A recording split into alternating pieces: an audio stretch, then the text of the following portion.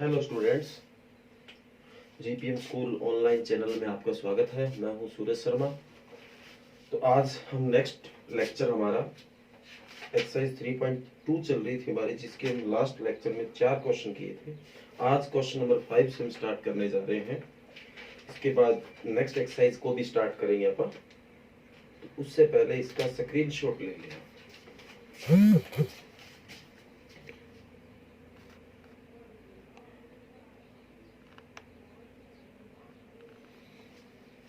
Question number 5 कहता है half the perimeter of rectangular garden whose length is 4 more than its width is 36 meter. Find the dimension of the garden. इसने ये कहा है कि कोई एक रेक्टेंगुलर गार्डन है, उसका जो हाफ पैरामीटर है वो 36 है और उसकी जो लेंथ है वो उसकी विड्थ से 4 मोर देन है। तो आपकी इसकी डायमेंशन इट्स मीन लेंथ और ब्रेथ आपको निकाल के लानी है। Question number 5, so let the width of rectangular garden is x meter. इसी तरह लेट कर लो आप इसकी लेंथ, वो क्या है, इससे 4 मोर देन है तो x प्लस 4 मीटर। अब आगे बोला कि इसका जो हाफ पेरीमीटर है वो 36 मीटर है। तो सबसे पहले आपको रेक्टेंगुलर का पेरीमीटर का फार्मूला पता होना चाहिए।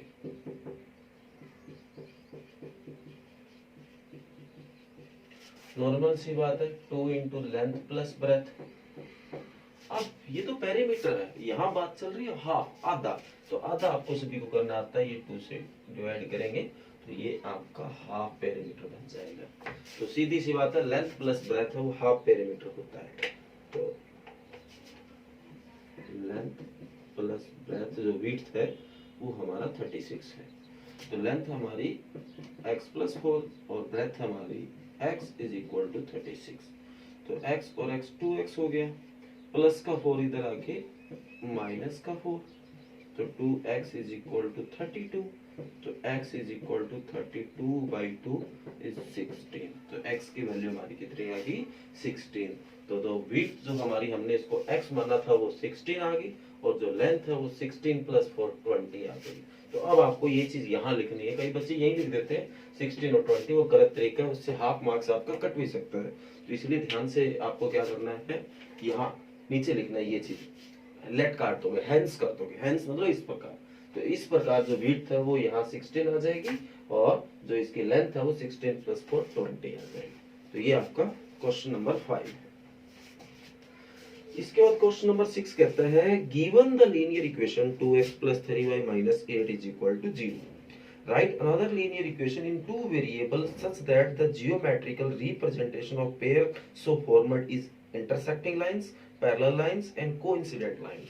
सीधी सी बात है, इसने ये कहा है आपको कि एक इक्वेशन में आपको दे रहा हूं, दूसरी इक्वेशन आपको अपने आप लेट करनी है और वो इक्वेशन इस गिवन इक्वेशन के साथ एक बार तो इंटरसेक्टिंग बिहेव कर रही हो, एक बार पैरेलल बिहेव कर रही हो और एक बार कोइंसिडेंट मतलब एक लाइन के ऊपर ही दूसरी लाइन जा रही हो।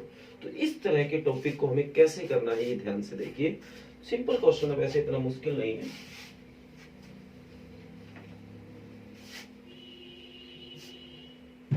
जो गिवन इक्वेशन है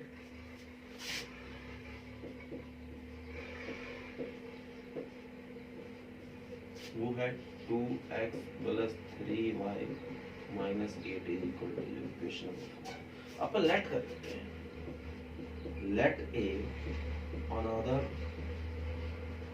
equation which make intersecting geometrical representation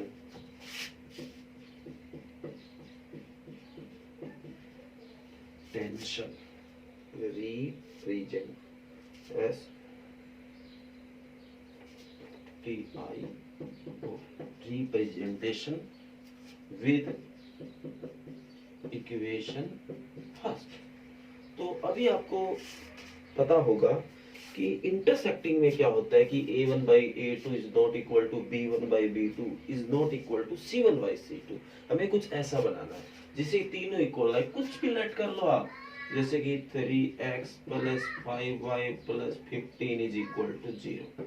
equation number second करके देखो, a1 by a2 is 2 by 3, b1 by b2 is 3 by 5 and c1 by c2 is minus 8 by 15। क्या लग रहा है कि आपको ये और ये इक्वल है? नहीं है। तो a1 by a2 is not equal to b1 by b2 is not equal to c1 by c2। तो जियोमेट्रिकल रिप्रेजेंटेशन था वो इंटरसेक्टिंग हमने बना दिया है। ये फर्स्ट पार्ट। सेकंड पार्ट में कहता है कि पैरेलल,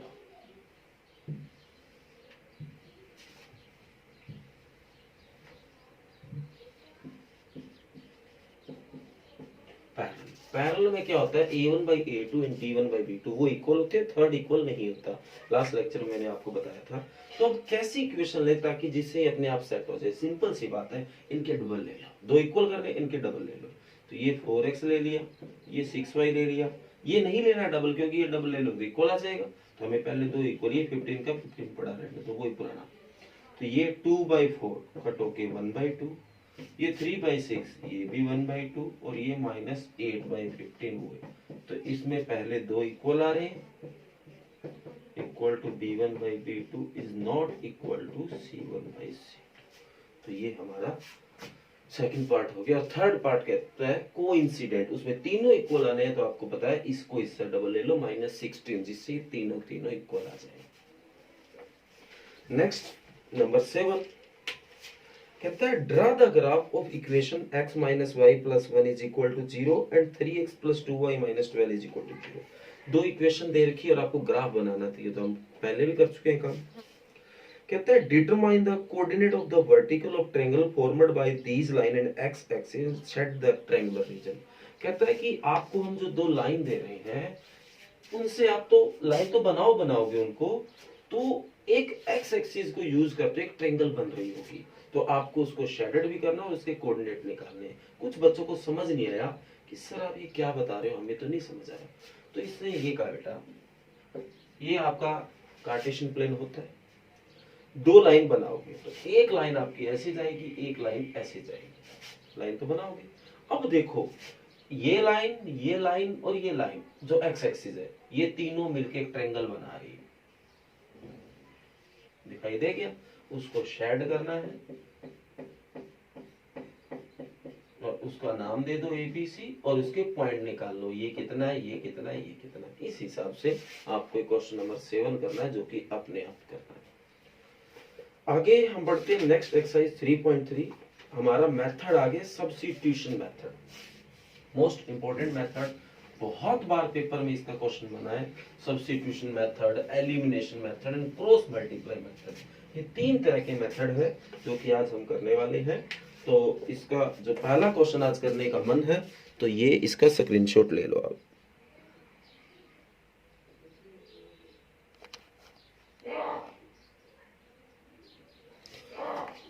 तो बढ़ते हैं अपन 3.3 एक्सरसाइज के फर्स्ट पार्ट। तो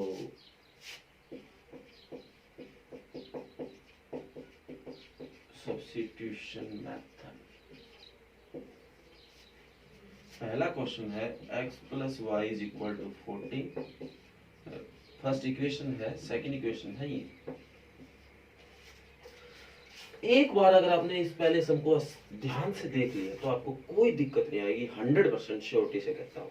तो कैसे करना है, आपको फर्स्ट इक्वेशन लेट करनी है, बता देता हूं। जो है आपको सीधा बताऊंगा, समझ नहीं आएगा। दो इक्वेशन होगी, हर बार आप पहली इक्वेशन लेट कर लेना और वहां से x की वैल्यू निकाल लेना।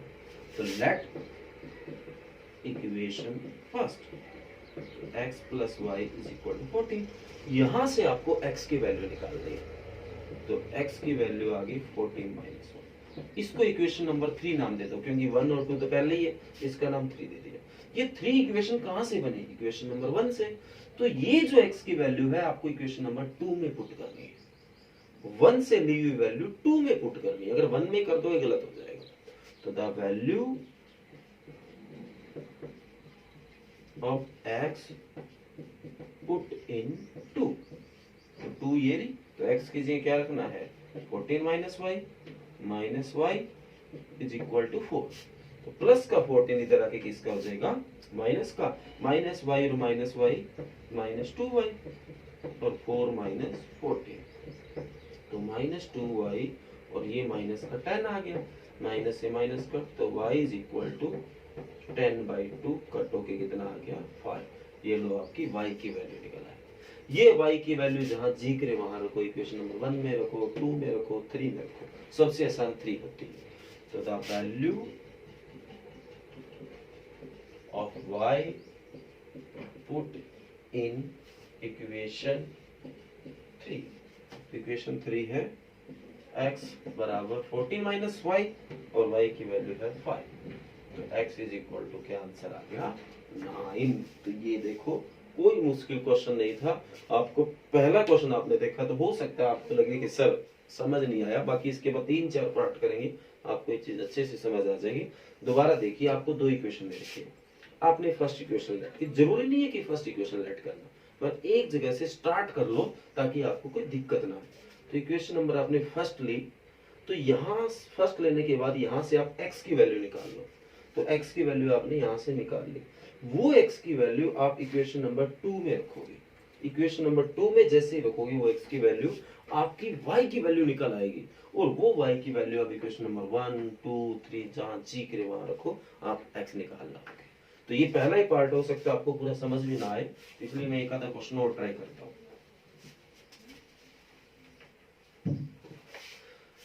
जैसे कि इसका फोर्थ पार्ट है,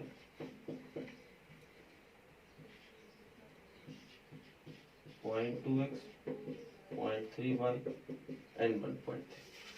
पहले इन पॉइंटों को सोल्व कर लो, अदरवाइज आपको दिक्कत आएगी। पॉइंट सोल्व करते करते आप कोई कोई गलती करते हो, तो सोल्व करोगे तो ये 2/10 हो जाएगा, क्योंकि पॉइंट के बाद एक डिजिट है, ये 3/10y हो जाएगा और ये 13/10 हो जाएगा। तो एलसीएम लिया 10 आ गया, इसको इसे डिवाइड किया 1, तो 2x, इसी तरह 3y इज इक्वल टू 13/10। तो ये 10 इधर भेजोगे तो 10 से 10 कट हो जाएगा, तो 2x plus 3y is equal to 13, equation number first. इसी तरह जो सेकंड इक्वेशन है आपकी वो है 0.4x, 0.5y इज 2.3। तो एज इट इज इसको भी सोल्व कर लो, वही बनना है। जैसे हम 0.2x था तो 2x बना, 0.3y तो 3y, ये 1.3 तो 13, तो ये भी क्या बन जाएगा 4x प्लस 5y 23। ये इक्वेशन नंबर सेकंड है। तो दो इक्वेशन थोड़ी नॉर्मल फॉर्म में आ गई। अब वही तरीका, let equation first, let equation first 2x plus 3y is equal to 13। यहाँ से x की वैल्यू निकाल लो, तो 3y इधर आके माइनस का 13 माइनस 3y, तो x की वैल्यू आ गई 13 माइनस 3y अपॉन 2। ये इक्वेशन नंबर 3, जो भी x की वैल्यू होगी वो इक्वेशन नंबर 3। अब ये 1 से निकालिए तो आपको 2 में रखनी है, तो the value of x put in 2। 2 है भाई आपकी ये 4x, तो x की वैल्यू तो ये 13 minus 3y upon 2 plus 5y is equal to 23। तो ये 2 से ये 2 कट, ये आपका हो जाएगा 26, ये हो जाएगा 6y, ये हो जाएगा plus 5y is equal to 23। तो प्लस का 26 इधर जाके माइनस का, और माइनस का 6y प्लस का 5y, तो माइनस का y, तो 23 माइनस 26, तो माइनस y माइनस 3, माइनस से माइनस का, तो y की वैल्यू क्या आ गई 3। तो ये y की वैल्यू क्वेश्चन नंबर 1 में, 2 में, 3 में जहाँ ठीक लगता है वहां को। तो the value of y put in 3, तो वो आपका आ जाएगा x is equal to 30 minus 3y की जगह 3 रखा अपॉन 2, तो 13 माइनस 3 3 9 अपॉन 2, तो ये 4/2, तो क्या आंसर आ गया 2। तो ये आपकी x की वैल्यू भी निकल गई।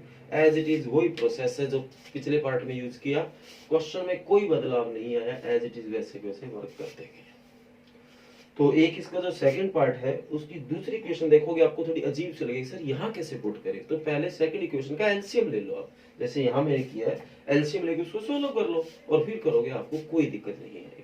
मतलब इक्वेशन तो थोड़ी जब अजीब सी हो तो अगर एलसीएम लेना उसमें हो तो आप पहले एलसीएम ले लो ताकि इक्वेशन आपकी नॉर्मल फॉर्म में आ जाए और आपको करने में कोई ज्यादा दिक्कत ना आए। अब इसका एक जो फिफ्थ पार्ट है, बहुत बार पेपर में बना है क्वेश्चन, थोड़ा बच्चों को मुश्किल भी लगता है, हालांकि इतना मुश्किल भी नहीं है, तो पेपर में बहुत बार आया है। √2x √3y is equal to 0, √3x minus √8y is equal to 0। ये रूट ज्यादा होने के कारण बच्चों को दिक्कत आती है। ये इक्वेशन नंबर 1, ये इक्वेशन नंबर 2। तो वही काम, लेट इक्वेशन फर्स्ट, तो √2x plus √3y is equal to 0। यहाँ से x निकालना है तो प्लस का √3y इधर आके माइनस का x की वैल्यू निकालनी है तो माइनस √3y अपॉन √2। ये इक्वेशन नंबर कौन बन गई, थर्ड। तो x की वैल्यू इक्वेशन नंबर कहाँ रखोगे, 2 पे। The value of x put in 2, तो वो है √3x, x की जी ये रहा, minus √8y is equal to 0। तो इसकी इससे मल्टी करोगे रूट वाले की, रूट वाले से खुद का ये एक जैसा हो तो रूट कट हो जाता है, तो ये हो जाएगा 3y bye √2 minus √8y equal to 0। तो एलसीएम ले लेते हैं, तो √2 और 1 में एलसीएम आ गया √2। इसको इससे डिवाइड किया 1 तो एज इट इज माइनस का 3y। इसी तरह इसको इससे डिवाइड करेंगे √2 की √8 से मल्टी करूंगा √16, रूट वाले की रूट वाले से मल्टी होती है, एक जैसा होता है तो रूट गायब हो जाता है और अलग अलग रूट हो तो मल्टी हो जाती है। तो 8 दूनी 16 और 16 का हो गया 4y is equal to 0 minus का 7y bye √2 is equal to 0।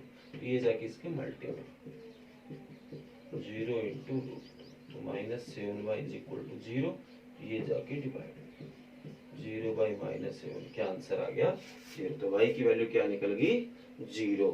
तो ये y की वैल्यू इक्वेशन नंबर 3 में, the value of y put in equation 3, तो x is equal to minus √3 by √2 into y की जगह 0 और 0 की कोई भी चीज से मल्टीप्लाई क्या हो जाता है 0, तो x की वैल्यू भी क्या आ गई 0। तो ये आपका फिफ्थ पार्ट था। सिक्स्थ पार्ट में आपको पहले एलसीएम लेना, पहले फर्स्ट इक्वेशन का लेना उसको सोल्व कर लेना, फिर सेकंड का लेना उसको सोल्व कर लेना, फिर एज इट इज ये तरीका लगा देना। 6 पार्ट है, 3 मैंने आपको करवा दिए और 3 आपको अपने आप करने हैं।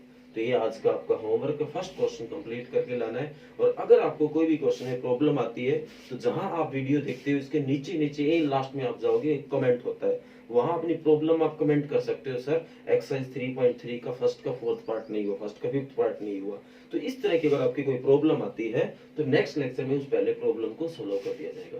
और एक चैनल को लाइक सब्सक्राइब जरूर करें ताकि जो भी मैं वीडियो बनाऊंगा आप तक अपने आप सीधी पहुंच जाएगी, आपको कोई दिक्कत नहीं आएगी, पहले ही आपको एक मैसेज आ जाएगा कि ये वीडियो है। तो इसलिए चैनल को लाइक और सब्सक्राइब करें ताकि आपके पास मैसेज हमारा पहुंच जाए। तो ये आज का आपका वर्क है और फर्स्ट क्वेश्चन के जो 6 पार्ट आपको ये करके लाने हैं और पिछले एक्सरसाइज के 3 क्वेश्चन। Thank you.